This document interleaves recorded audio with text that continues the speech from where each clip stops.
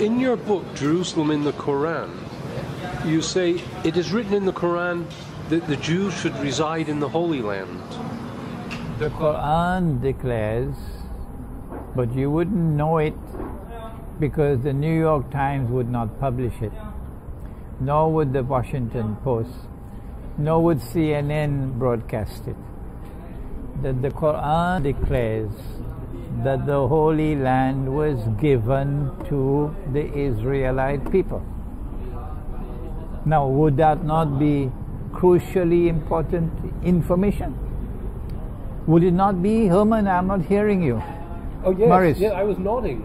Yes, Morris, it's crucially important information. It's shocking. So your audience, your viewing audience out there must be bewildered and baffled. If this is in the Quran, why is it not on the front page of the New York Times?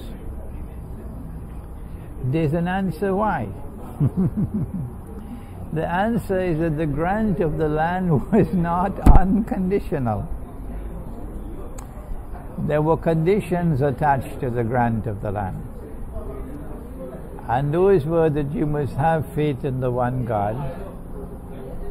You must recognize Him as the sovereign, and that you must be righteous in conduct.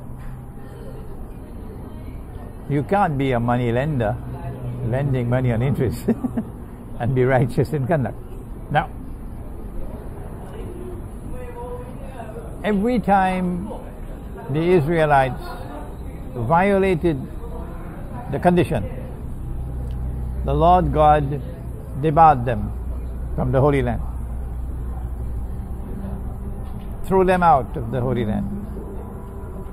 And when you ask the Jews, why were we expelled from the Holy Land, they themselves will tell you, it was because we violated the covenant. Good. But the Torah says something else. Somebody wrote into the Torah that which gave the impression that the Holy Land was granted to the Jews unconditionally. Righteousness was not a condition. So you could be wicked and the land is still yours. You can violate the covenant, the land is still yours. It is still there in the Torah up to today.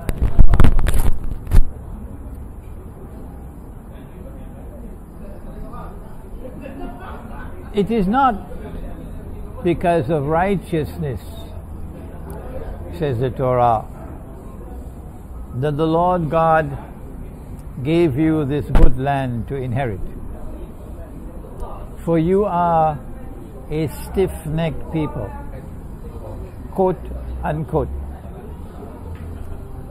The writer of those words wishes to convey that the Bible is the deed, the title deed of the Holy Land for the Jews. The Zionist movement used it that way. So they cannot defend that which is in the Torah. And that's why they do not quote the Quran. But now the game is up because we have quoted for you from the Quran that in the 5th chapter, Surah Al-Ma'idah, Allah declares that the Holy Land was given to the Israelite people. Yes. And when you go to the rest of the Quran, then you learn that it was not given unconditionally. The conditions for the grant of the land were faith in the Lord God and righteous conduct. So are you saying what we're told is written in the Old Testament has been altered in time? It was written by someone who wanted to convey the false information that the grant of the land was unconditional. It's yours.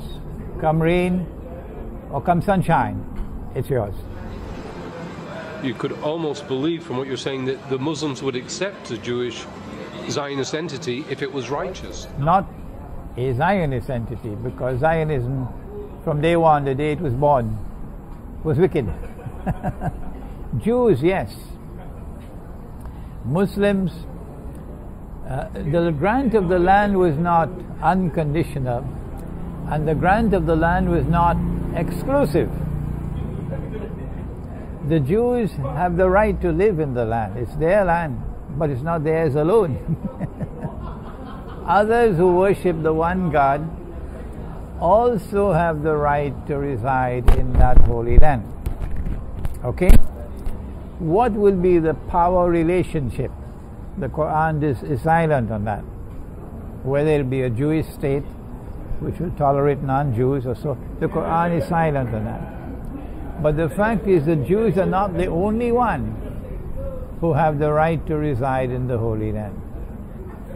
So Muslims would at any time be prepared to share Jerusalem with Jews and with Christians, so we can live together peacefully without any party oppressing the other.